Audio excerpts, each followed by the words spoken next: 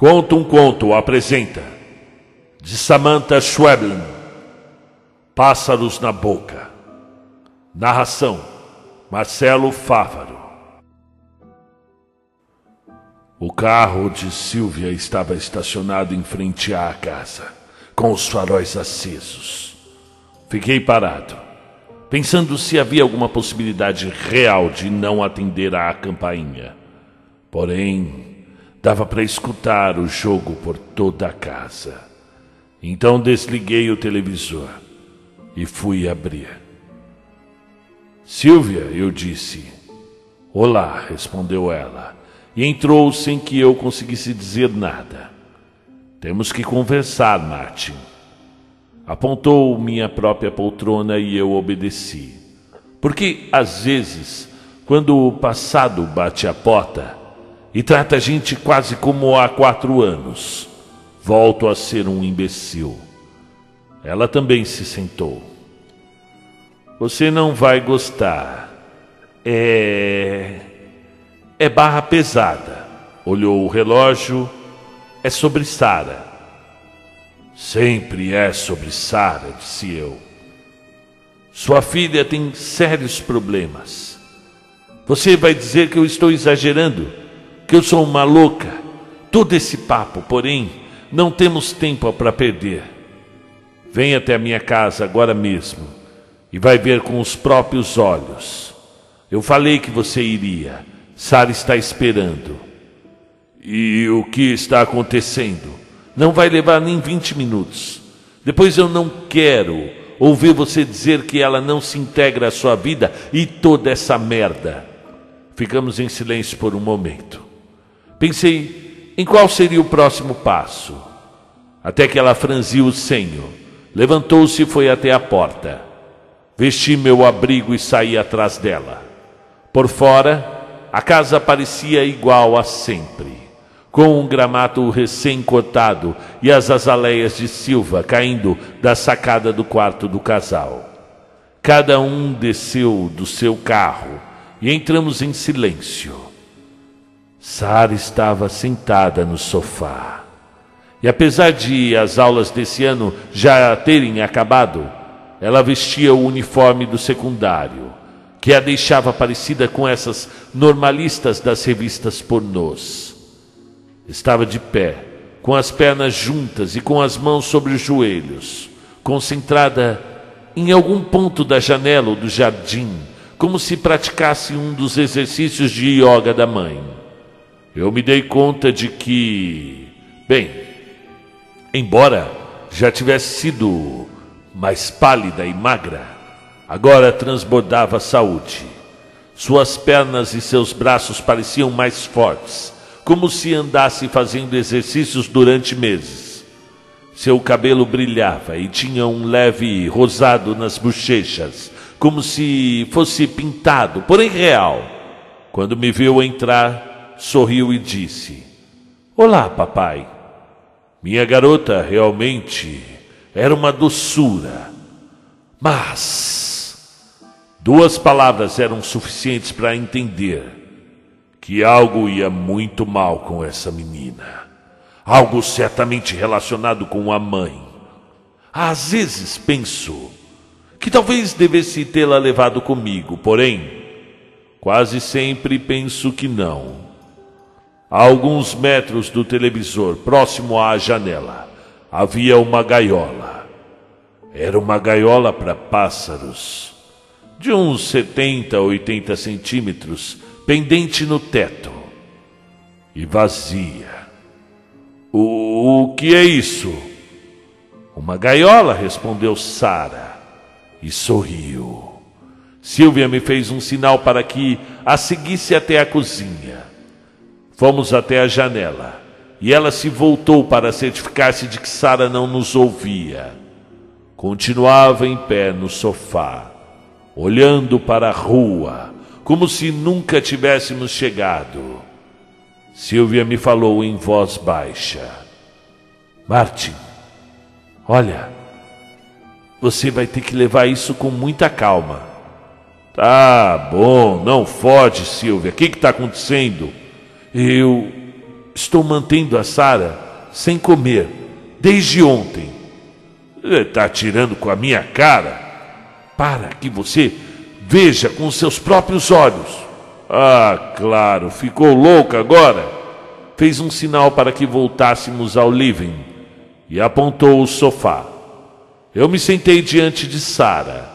Sílvia saiu da casa e a vimos cruzar a janela e entrar na garagem.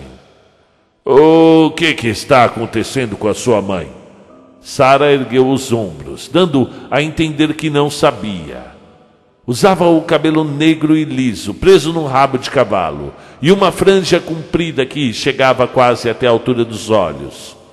Sílvia voltou com uma caixa de sapatos. Segurava firme, com ambas as mãos, como se fosse algo delicado.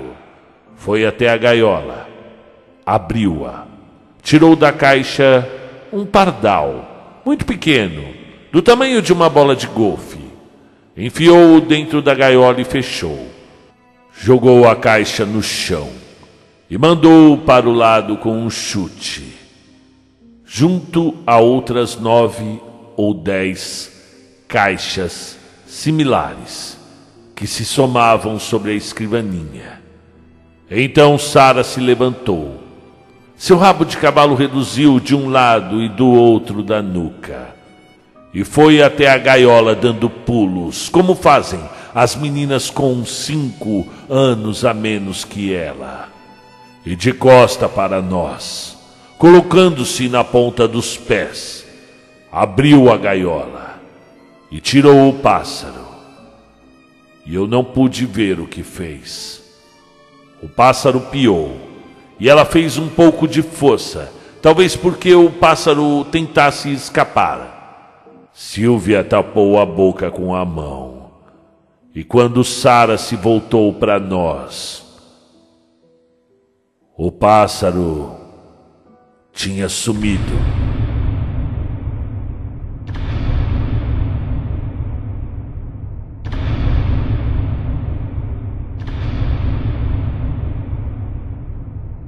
Tinha a boca, o nariz, o queixo e as 2 mãos cheias de sangue. Sorriu envergonhada. Sua boca gigante se arqueou e abriu, e os seus dentes vermelhos me obrigaram a levantar de um salto. E eu corri até o banheiro, tranquei a porta e vomitei na privada.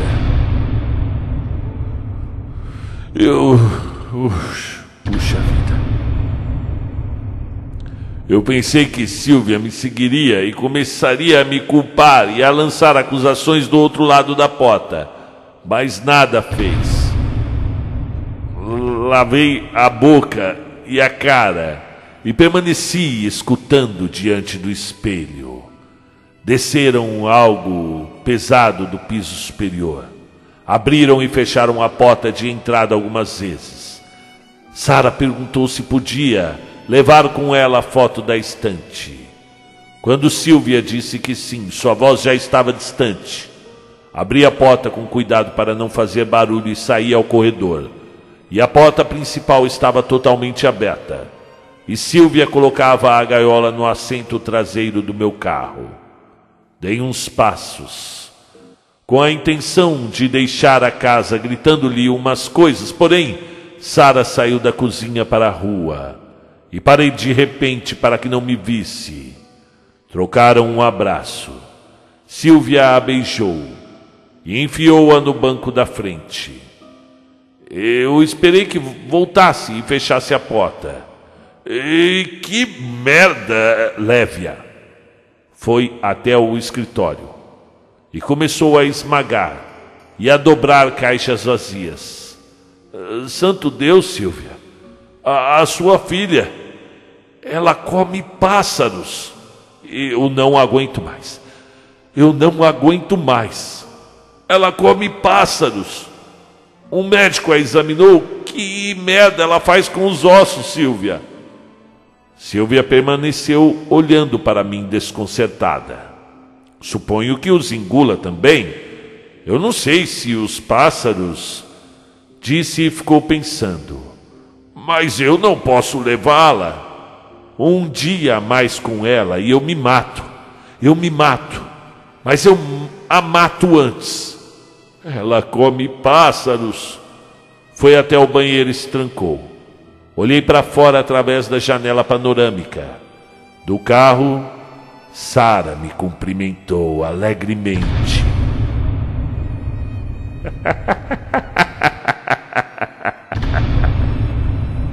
Tentei me acalmar.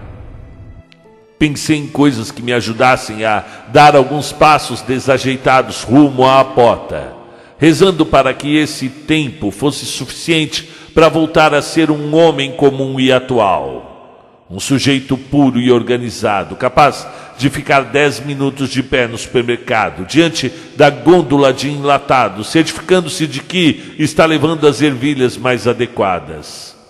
Pensei em coisas acerca de pessoas que comem pessoas. Então, comer pássaros vivos não pareceu tão ruim. Também que, de um ponto de vista naturista, isso era mais são do que a droga e socialmente mais fácil de ocultar do que uma gravidez aos 13. Contudo, acho que até o volante do carro eu continuei a repetir: ela come pássaros, ela come pássaros, ela come pássaros.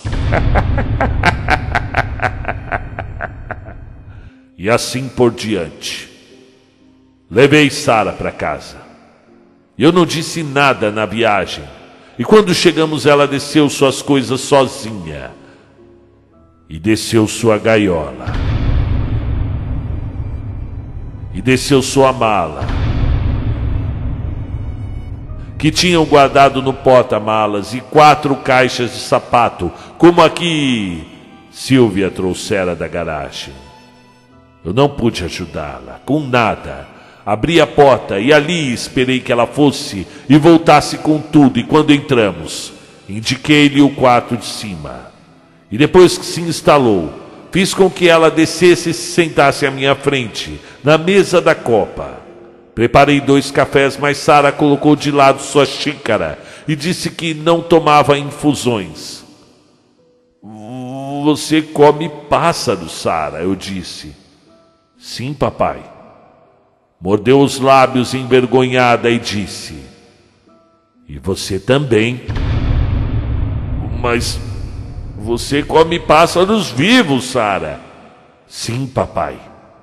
Pensei no que sentiria ao engolir algo quente em movimento, algo cheio de penas e patas, e tapei minha boca com a mão, como fazia Silvia. Passaram-se 3 dias. Sara permanecia todo o tempo sentada, espichada na poltrona, com as pernas juntinhas e com as mãos sobre o joelho.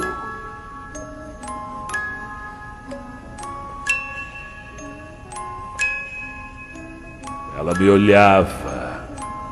Eu saía cedo para o trabalho e passava o tempo consultando na internet infinitas combinações das palavras pássaro, cru e cura e adoção. Sabia que ela continuava lá sentada, olhando para o jardim durante horas. E quando entrava em casa, ali pelas 7, e havia tal qual imaginara durante todo o dia.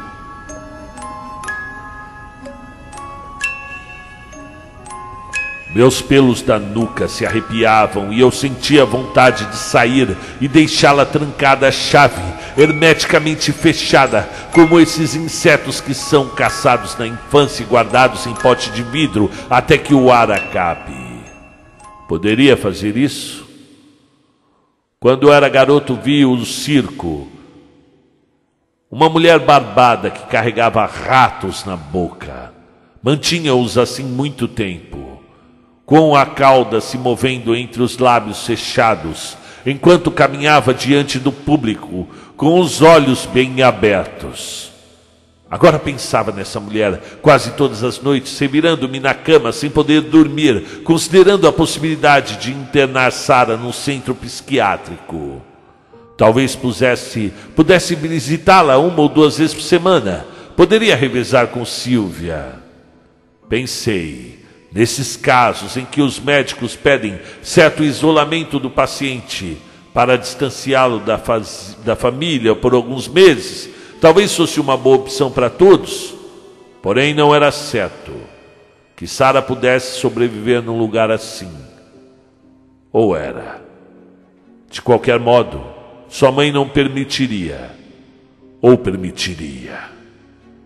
Não conseguia me decidir. E no quarto dia, Silvia veio nos ver. Trouxe 5 caixas de sapato que deixou junto à porta da entrada do lado de dentro. Nenhum dos dois disse nada a respeito. Perguntou por Sara e apontei o quarto de cima. Quando desceu, lhe ofereci café. Tomamos no living, em silêncio. Estava pálida e suas mãos tremiam tanto que fazia a louça tilintar a cada vez que tornava a apoiar a xícara no pires. Os dois sabíamos o que o outro pensava. Eu podia dizer: a culpa é sua, é o que você conseguiu. E ela poderia dizer algo absurdo como: isso está acontecendo porque você nunca prestou atenção nela. A verdade é, porém, que já estávamos muito cansados.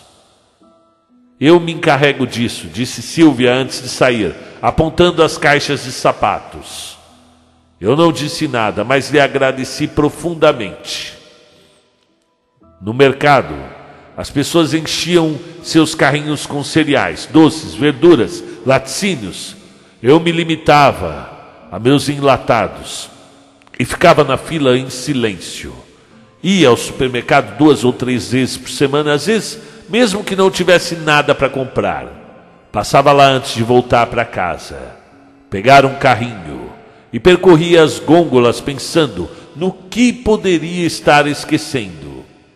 À noite víamos televisão juntos. Sara espichada, sentada em meu lado no sofá.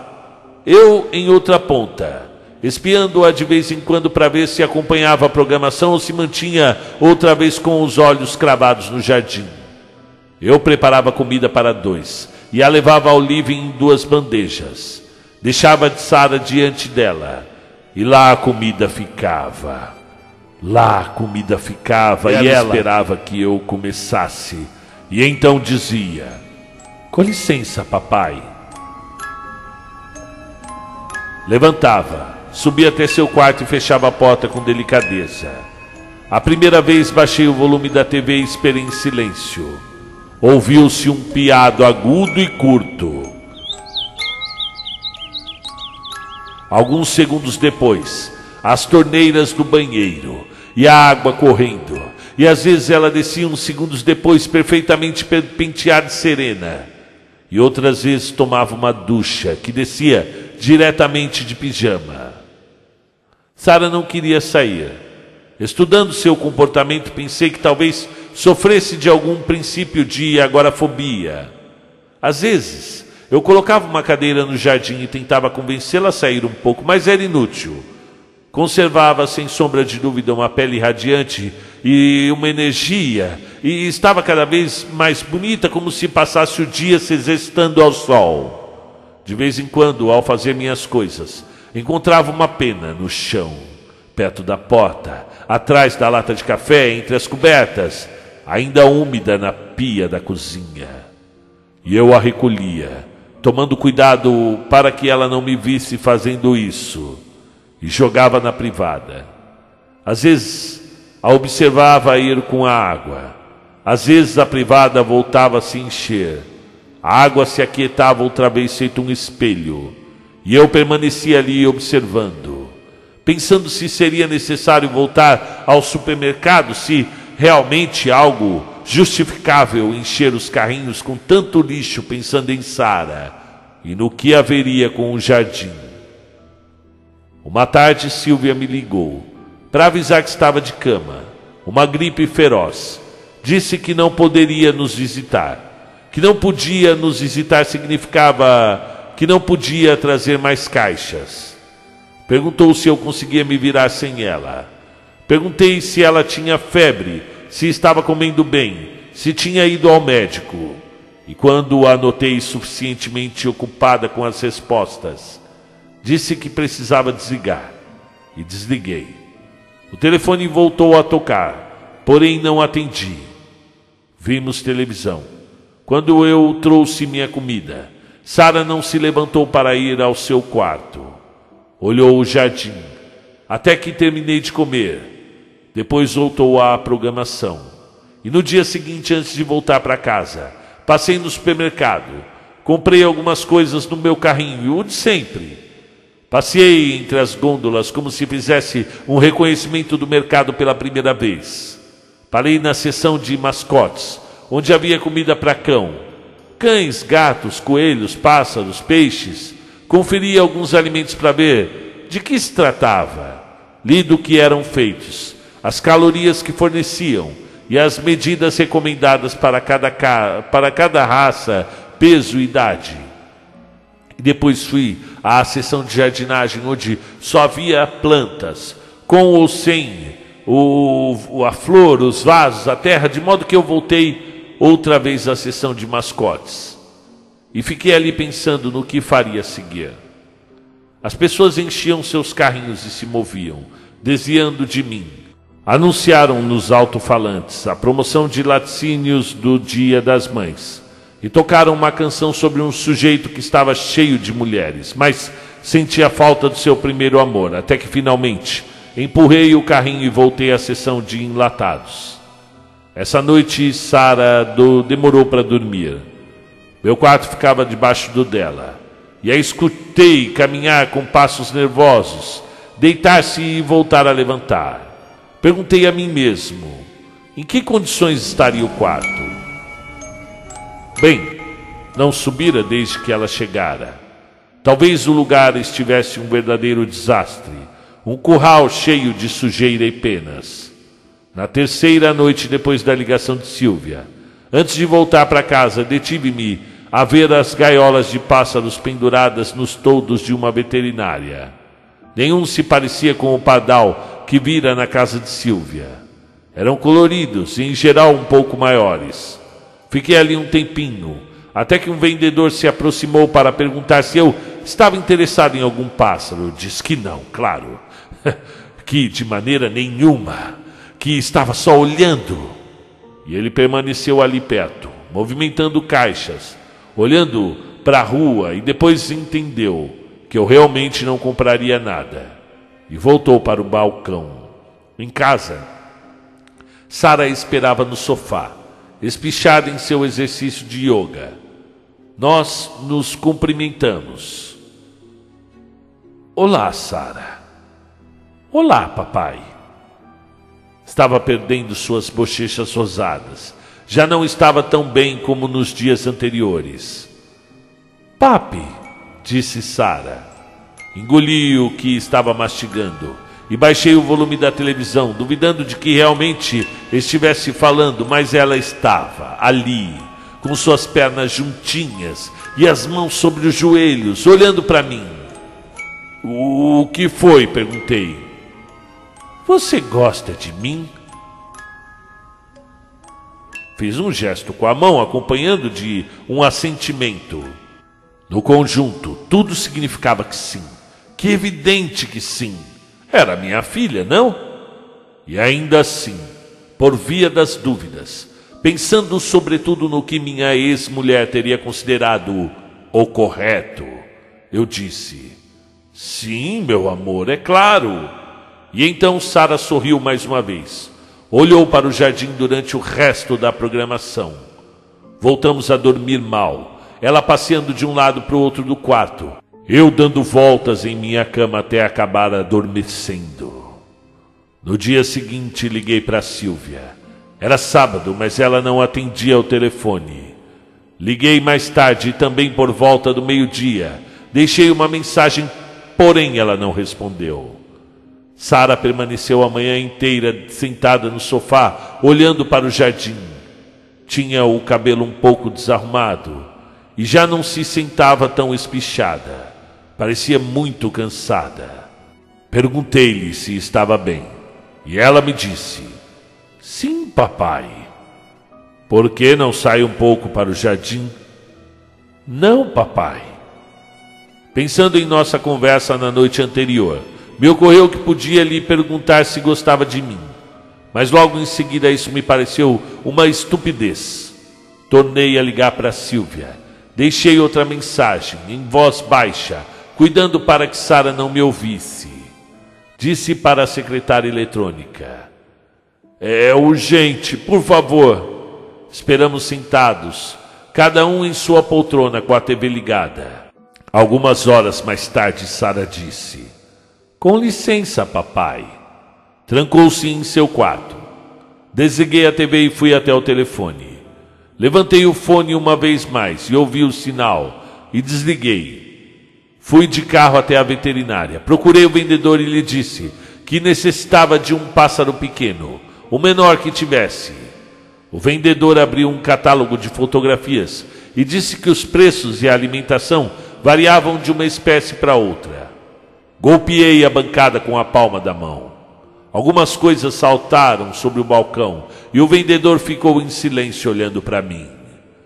Apontei um pássaro pequeno, escuro, que se mexia nervoso de um lado para o outro da gaiola.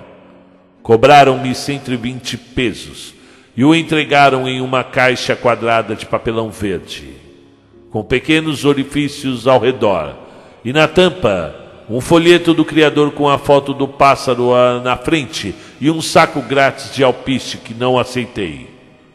Quando voltei, Sara continuava trancada. E pela primeira vez desde que ela estava em casa, subi e entrei no quarto. Estava sentada na cama, diante da janela aberta. Ela olhou para mim, mas nenhum dos dois disse nada. Estava tão pálida que parecia adoentada. O quarto estava limpo e ordenado, a porta do banheiro entreaberta. Havia umas 30 caixas de sapatos sobre a escrivaninha, todas desmontadas, de modo a não ocupar tanto espaço, e empilhadas ordenadamente umas sobre as outras. A gaiola estava pendurada, vazia perto da cama. No criado mudo, perto do suporte, o porta-retratos que trouxera da casa da mãe. O pássaro se moveu e suas patas puderam ser ouvidas sob o papelão. Contudo, Sara permaneceu imóvel. Deixei a caixa sobre a escrivaninha. Saí do quarto e fechei a porta. Então percebi que eu não me sentia muito bem. E me apoiei na parede para descansar por um momento. Olhei o folheto do criadouro, que ainda carregava nas mãos. No verso havia informações acerca dos cuidados com o pássaro e de seus ciclos de procriação. Ressaltavam a necessidade da espécie de estar em casal nos períodos férteis e as coisas que podiam ser feitas para que os anos de cativeiro fossem os mais amenos possíveis. Ouvi um piado breve e depois a torneira da pia do banheiro. E quando a água começou a correr, senti-me um pouco melhor e soube que, de alguma forma, eu me viraria para descer a escada.